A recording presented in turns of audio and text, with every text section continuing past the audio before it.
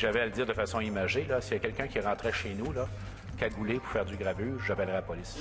C'est intolérable. Il n'y a pas de cause où on peut tolérer que des gens masqués commettent des voies de fait. Nous ne tolérerons aucune forme d'intimidation, aucune forme de violence dans l'université.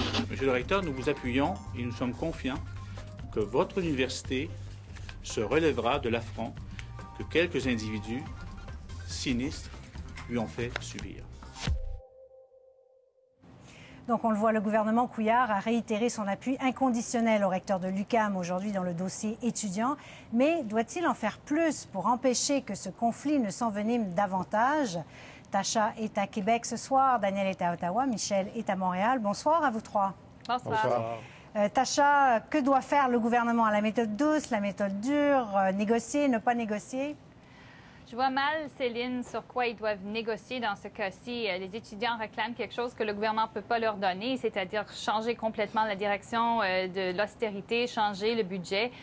Écoutez, c'est très malheureux ce qui se passe à l'UQAM, très malheureux, mais la violence est inacceptable et les cagoules aussi, c'est l'intimidation. Et je vois que les autres étudiants ne veulent pas embarquer dans la situation, les étudiants qui veulent faire leur cours. C'est injuste, ils ne respectent pas les injonctions. 10 000 étudiants en grève, là, sur 44 000. Oui, un tiers. Environ un tiers qui sont en grève et le reste ne le sont pas. Et je trouve que le gouvernement doit être ferme et les étudiants, s'ils veulent faire valoir leur demande, qu'ils vont dans la rue et font des manifestations, mais pas perturber les cours. Michel? Oui, pas perturber les cours, mais pas saccager l'université non plus. Je comprends qu'il y a une vieille tradition là, de voir l'université comme une espèce de sanctuaire là, qui est à l'abri de toutes les influences. Mais écoutez, ce sanctuaire-là est d'abord un bien public, là, on paye pour ça. Et à tous égards, c'est inacceptable. Maintenant, la voie de sortie est vraiment pas évidente. Parce que, vous voyez, ceux qui disent, comme l'opposition péquiste, par exemple, on voudrait encadrer le droit de grève. Oui. D'une part, je ne suis pas certain que c'est le vœu des gens de l'AC actuellement, parce que si le droit de grève était encadré, puis s'il fallait prendre des votes secrets, il est loin d'être certain que la grève continuerait. Et d'autre part, c'est pas une solution là, pour une crise immédiate. Là. Si on voulait légiférer là-dessus, ça va prendre des semaines, sinon des mois. Il va y avoir une commission parlementaire. Alors là, c'est pas une sortie de crise, celle-là. Je pense que le gouvernement ne veut pas envoyer la SQ ou de toute évidence, mais je pense que la solution va venir éventuellement des étudiants eux-mêmes qui vont continuer à prendre des votes et j'ai l'impression que le mouvement va s'essouffler. Mais le gouvernement ne peut pas d'aucune façon ne pas faire respecter les injonctions. Là. Il est quand même le gardien de la loi. Oui, mais en même temps, Daniel, est-ce que cette crise-là à l'UQAM peut se régler à coup d'injonction, justement?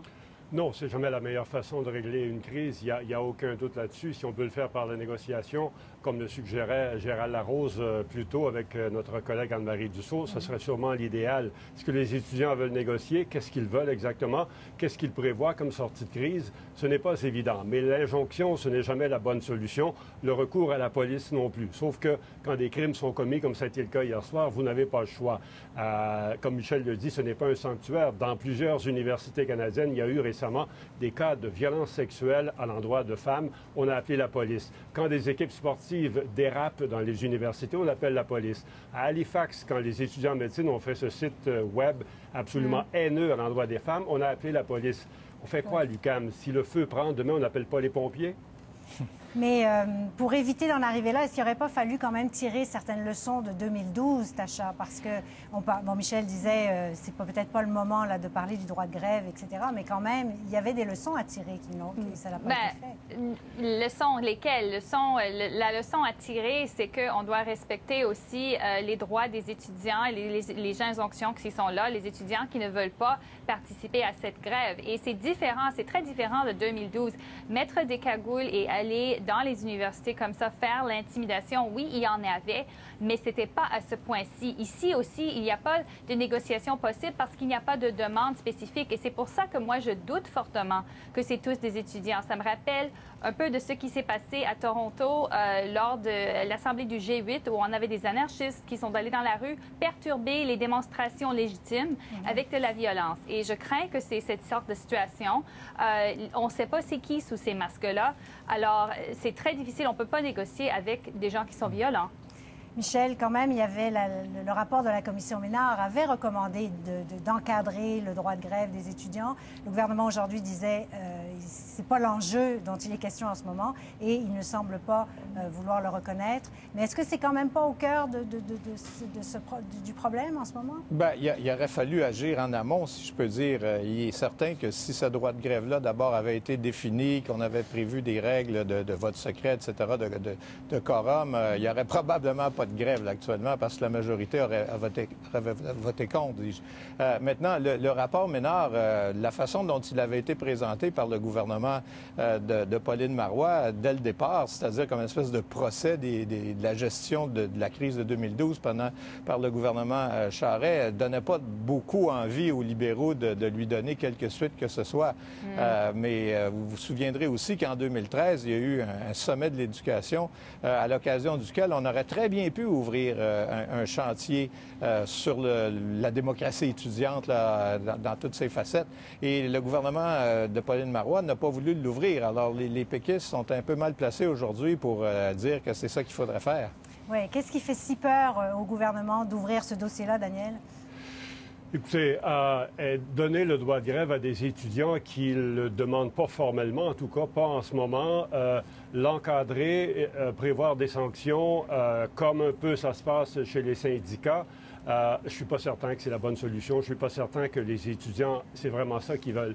Les étudiants ont le droit de descendre dans la rue, ils ont le droit de protester. C'est cette société dans laquelle ils vivent. Ce sera leur société le lendemain.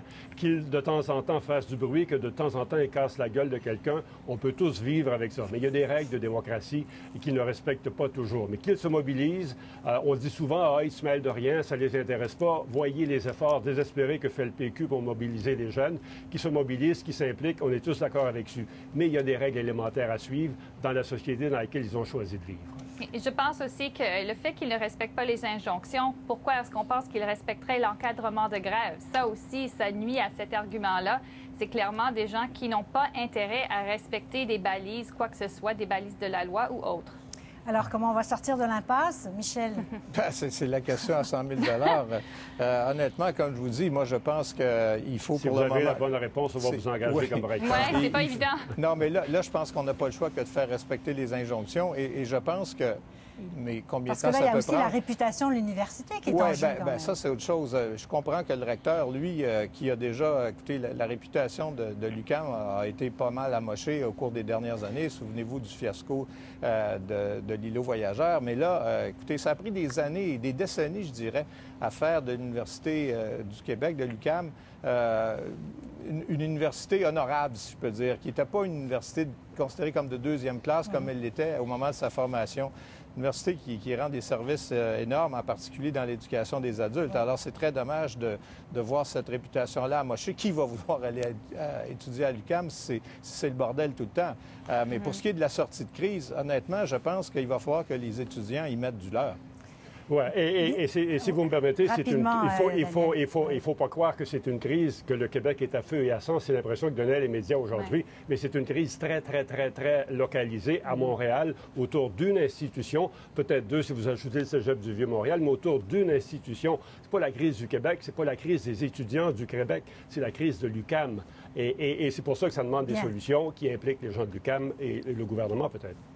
Très bien. Alors, passons à l'autre sujet d'aujourd'hui. On a appris cette semaine que le député de la CAQ, Gérald Deltel, quittait son poste de député pour se présenter dans le comté de Louis-Saint-Laurent pour le Parti conservateur. Il y a d'autres noms aussi. Alain Reiss, le maire de Victoriaville, qui devrait annoncer qu'il fait le saut. Il y a l'ex-journaliste Pascal Derry, elle, qui se présente dans Mont-Royal pour les conservateurs. Et Daniel, vous me disiez, on apprend ce soir, notre collègue Jean Lapierre, que Lawrence Cannon peut-être reviendrait pour se présenter à la prochaine élection. Ça circule depuis un bon bout de temps, Céline. M. Cannon ne l'a jamais vraiment démenti. Il sourit, paraît-il, quand on lui en parle, sauf qu'il en a envie, et ce serait pour les conservateurs une excellente prise, un excellent retour qui donnerait beaucoup de crédibilité à cette équipe qui n'est pas très, très forte, disons-le. L'arrivée de Gérard Deltel aussi, c'est une bonne prise pour les conservateurs. Ça ne fait pas l'unanimité à Québec. Mais les conservateurs qui vont, pour employer une très mauvaise expression, mettre le paquet dans une vingtaine de circonscriptions, mettre plein d'argent, plein d'organisations, tous les moyens, c'est le genre de candidats qu'ils vont tenter de recruter. Quand même, qu'est-ce que ça nous dit du Parti conservateur, de sa stratégie au Québec, d'attirer de ce genre de candidats, Tacha? Bien, je pense que, écoute, les conservateurs, je pense, ont un intérêt à maintenir la force, de façon ironique, de l'NPD ici au Québec en grande majorité, parce qu'ils ne veulent pas que les libéraux font des gains. En même temps, ils ne peuvent pas être pris à ne pas prendre le Québec au sérieux et ils aimeraient avoir des candidats vedettes aussi à mettre dans la vitrine. On voit que Mont-Royal, par exemple, c'est un comté que les conservateurs n'ont pas très grande chance. Ils n'ont jamais performé très bien là-bas. Mais mettre une candidate vedette, ça veut dire qu'il va recevoir une certaine respectabilité, une certaine notoriété dans les médias aussi. Alors, c'est une façon d'attirer de l'attention, mais en même temps, s'assurer qu'ils ne font pas peut-être trop nuire à la machine NPD. On veut que l'NPD devienne fort ou reste fort au Québec, je pense, pour les conservateurs. Oui, mais nulle part ailleurs au Canada. Et parce qu'autrement, si les libéraux font trop de gains ici, ça va donner la possibilité qu'ils forment le prochain gouvernement. S'ils n'en font pas, même s'ils font un bon score en Ontario, c'est plus douteux. Michel, parlons de Gérard Deltel. Est-ce que son départ, est-ce que ça peut faire mal à la CAQ ou non? C'est pas une bonne nouvelle pour la CAQ. Dans la région de Québec, à tout le moins, M. Deltel était connu et très apprécié. C'est moins dramatique, si vous voulez, depuis l'élection de François Paradis dans Lévis. Il n'est pas très connu à Montréal, M. Paradis, mais à Québec, c'était une grosse vedette de la radio. Alors, il y a quand même maintenant une autre figure de proue qui peut porter l'étendard de la CAQ dans la région de Québec. Maintenant, pour revenir à ce que vous demandiez comme question, qu'est-ce que ça nous dit sur la stratégie des conservateurs? Je pense qu'une des choses qu'on peut en retenir, c'est que les conservateurs comptent sur des noms connus et non pas sur ces politiques pour faire du millage au Québec. On sait très bien là-bas que les politiques conservatrices ne plaisent pas à, disons, la majorité de la population. Il y a des conservateurs au Québec, mais c'est pas l'interdiction, la destruction, dis-je, du registre des armes à feu ou le refus de négocier l'abolition du payage sur le pont Champlain qui va leur permettre de faire beaucoup de gains. Alors, on se dit, ces gens-là vont peut-être attirer des votes parce que ce sont des vedettes, malgré nos politiques qui déplaisent à la population. Mais il y avait une rumeur qui a couru à Québec, une petite rumeur, que peut-être que ça voulait dire qu'avec ces candidats qui arrivaient là, 6 mois avant les élections, que ça pouvait vouloir dire des élections anticipées. C'est possible, ça? Tacha, je vous vois sourire. Moi, j'avais pensé pendant longtemps que les conservateurs auraient eu intérêt à aller aux urnes au printemps. Et je pense qu'il y avait une fenêtre où ils auraient pu faire ça. Mais maintenant, je pense qu'ils vont attendre. Ils voient que le procès de Mike Duffy vient de commencer. Je pense qu'ils regardent ça avec un œil très cerné. Ils veulent savoir si ça va avoir d'un impact pendant ou est-ce que ça va s'estomper pendant l'été, toute cette affaire. Et je pense que si c'est le cas, et à date, c'est 3 jours et c'est excitant peut-être pour les politologues, je ne sais pas pour la personne moyenne dans la rue si elle regarde ça si proche que ça. Mais je pense qu'ils vont attendre maintenant. Daniel, vous y croyez? Chaque fois que je fais des prédictions, je me trompe. Alors, si je vous dis qu'il va y avoir des élections ce printemps, il n'y en aura pas. Je ne vous dirai rien. Je vous dirai simplement de bien vous rappeler qu'il y a des élections dans l'île du Prince-Édouard, mais surtout en Alberta au début mai. Et en Alberta, Jim Prentice, qui devait balayer la province, rien n'est moins certain en ce moment. Alors, Stephen Harper va peut-être vouloir voir un peu comment ça se passe dans ces 2 provinces avant d'aller à la pêche. Mais je pense qu'il va attendre à l'automne, même si la pêche est moins bonne.